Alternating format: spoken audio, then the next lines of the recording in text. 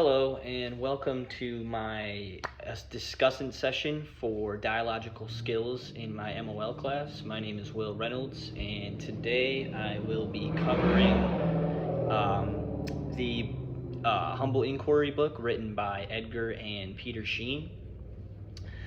In this book, Edgar and Peter talk about how important it is about asking questions and how much better and more effective it is than merely just telling people what to do, especially if you want to build real world connections and trust, not only with your coworkers, but as well as those closest to you.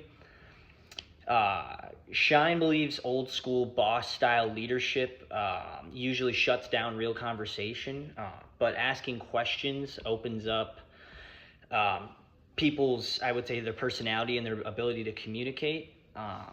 And it makes people feel so much more respected in the workplace. I would say the core concept of this book is that leaders and managers can improve their effectiveness in the workplace by shifting from a mindset of telling to more telling others what to do to one that asks questions that ignite curiosity and genuine interest.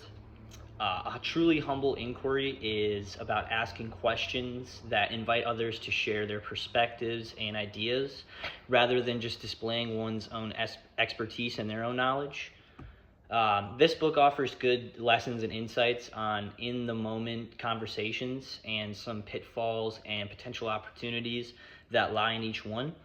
I would say these next 2 points are, I would say, my main takeaways from Humble Inquiry. The first one is open versus closed-ended questions. Edgar and Peter discuss the distinction between open and closed questions, particularly in the topic of relationship building and creating an environment where people feel comfortable sharing their ideas and their information. When you ask open-ended questions, you allow the other person to become a part of the conversation, sharing their true thoughts, kind of unfiltered, usually through your typical hierarchical, I would say, organization within companies, where by unfiltered, I mean they don't feel, I would say, pressured by the power dynamic to say a certain thing the right way and not, rock the boat.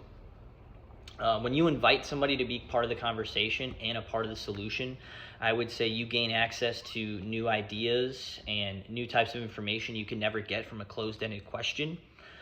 People want to share and be included in what they're working with and what they're passionate about, and one way to do that is to, be genuinely curious, ask these open kind of questions, and allow people to, I would say, again, be a part of the solution, but, shown the path to find their own answers instead of just being told.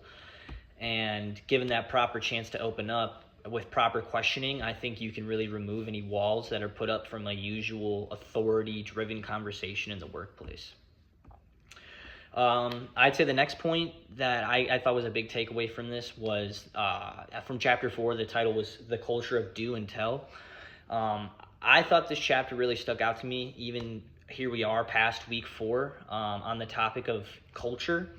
The culture within the workplace in the United States is, as both the authors put, inhibitors of humble inquiry.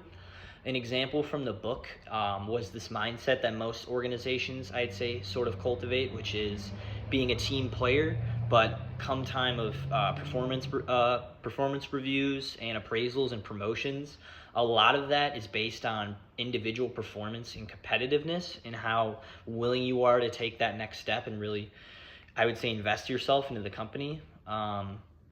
Another was a closer look at a lack of long-range planning that most organizations have. They found a reluctance for change due to the fact that things haven't stopped working yet to really ignite a need for change. So, there's the old saying, if it isn't broke, don't fix it. The idea in U.S. work cultures, I'd say sometimes a zero-sum game. You're first or you're last. If you didn't win, you're a loser.